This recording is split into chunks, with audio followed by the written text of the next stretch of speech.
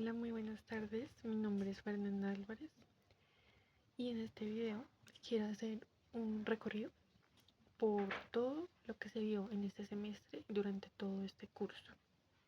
Bueno, muchas veces todo esto que vimos no se puede ver solo como un conjunto, se puede ver como la evolución de estas doctrinas económicas, ¿sí? Del tema principal, y cómo estas ideas han influido también directamente en Colombia en los últimos 70 años. Más que listar este tipo de escuelas, la idea es un poquito entender cómo surgieron, qué intentaban resolver y cómo estas teorías seguían afectando la forma en que se toman decisiones económicas hoy en día. Bueno, la economía también cambia porque cambian las necesidades de la sociedad, de las sociedades en general. Y eso es justo lo que quiero comentarles en este video. Bueno, para comenzar vamos a hablar del tema cuando la economía comenzaba a tomar forma.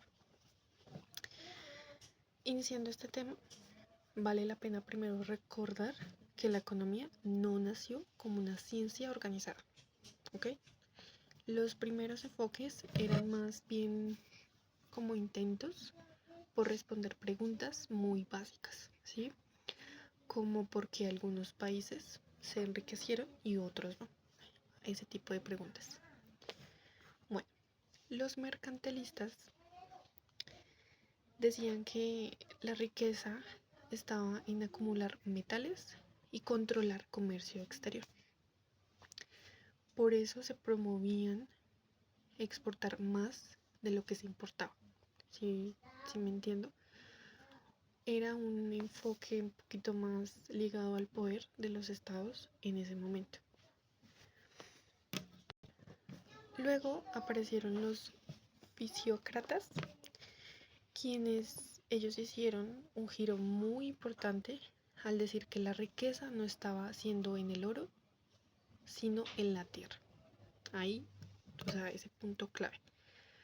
Para ellos, la agricultura como tal era el corazón, el centro de la economía, así como la raíz de todo, de su economía en ese entonces.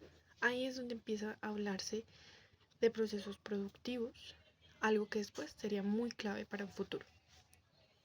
Bueno, estas ideas aparecen y parecen antiguas, pero son muy importantes porque son el suelo como la base donde se construye todo lo demás, todo lo que viene.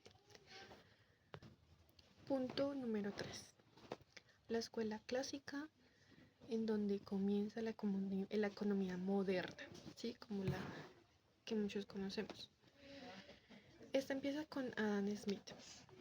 La economía se convierte en una disciplina con principios mucho más claros. Smith acá propone algo que marcó mucho el mundo, sí, que se generalizó bastante, y es la idea de que el mercado, cuando funciona con libertad y competencia, y pues esta tiende a organizarse solo. También él introduce la división del trabajo como motor de productividad. Estas ideas obviamente dan forma al capitalismo, que es un sistema que hasta hoy domina la mayor parte del mundo. Bueno, aquí la economía se vuelve un poco más racional y se enfoca mucho más en la producción, los incentivos y el funcionamiento general de todo el sistema. El cuarto punto es los neoclásicos con más precisión, más matemáticas. Después de todos siguen los neoclásicos y estos toman estas bases y tratan de hacerlas mucho más precisas, más exactas. Empiezan a usar modelos matemáticos para explicar cómo las personas toman decisiones, ¿sí? Cómo forman los precios y cómo interactúan oferta y demanda. Hasta ahí todo claro. Aquí también nacen conceptos como utilidad, elección racional, y equilibrio del mercado. Estos temas quedan ya como más expuestos, si me hago entender. Esta escuela ve al mercado como un mecanismo eficiente, ¿sí? Que si se deja de funcionar, asigna los recursos de la mejor manera posible. ¿Listo? Aunque este enfoque obviamente ha sido muy criticado, ¿sí? También ha sido central también para muchas políticas económicas y obviamente en diferentes países. Entonces es como entre sí y no. El número 5, punto 5, y es los Keynes cuando el mercado ya no basta. ¿Sí? Para la historia esto muestra que el mercado no siempre se corrige solo. ¿Sí? Acá ponemos el ejemplo de la Gran Depresión en 1929, que dejó a millones de personas sin trabajo y sin ingresos. Y las teorías clásicas no lograban como tal explicar qué había pasado, o sea, por qué había sucedido esta situación. Y ahí es donde aparece John Maynard Keynes, quien dice que, o bueno, quien menciona algo muy revolucionario para su época. Y lo que dice él es que el Estado debe intervenir para evitar, bueno, que la economía colapse, ¿sí? Para que esta no caiga. Y pues sus ideas se convirtieron en la base de muchas políticas que aún vemos hoy, como por ejemplo, voy a poner el ejemplo, inversión política para crear empleo, aumento de gasto para impulsar la demanda, o el otro que es los subsidios que se crearon en el momento de crisis. ¿Sí?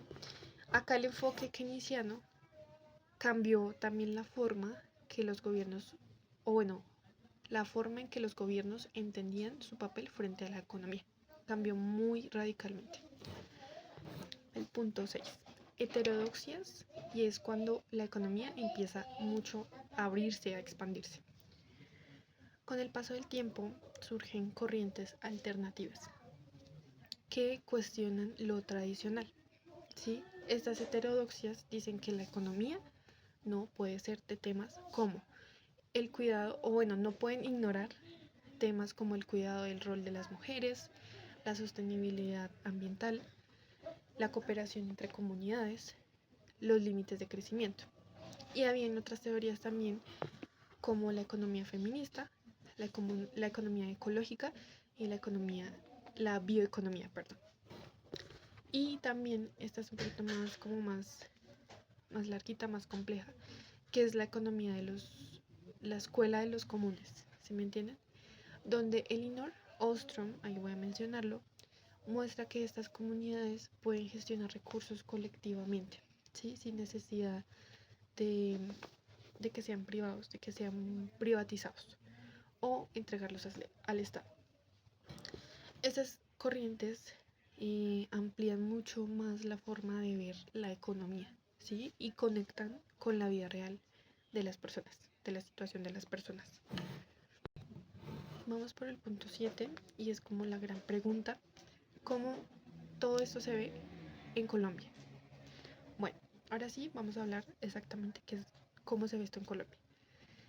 Nuestro país ha pasado por varias etapas donde diferentes doctrinas influyeron mucho en las decisiones claves que han tomado este país.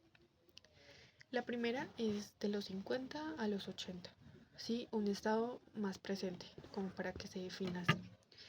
Este periodo de tiempo se aplicaron ideas mucho más cercanas al keynesianismo, ¿sí? Inversión estatal, proyección a la industria, regulación de sectores estratégicos.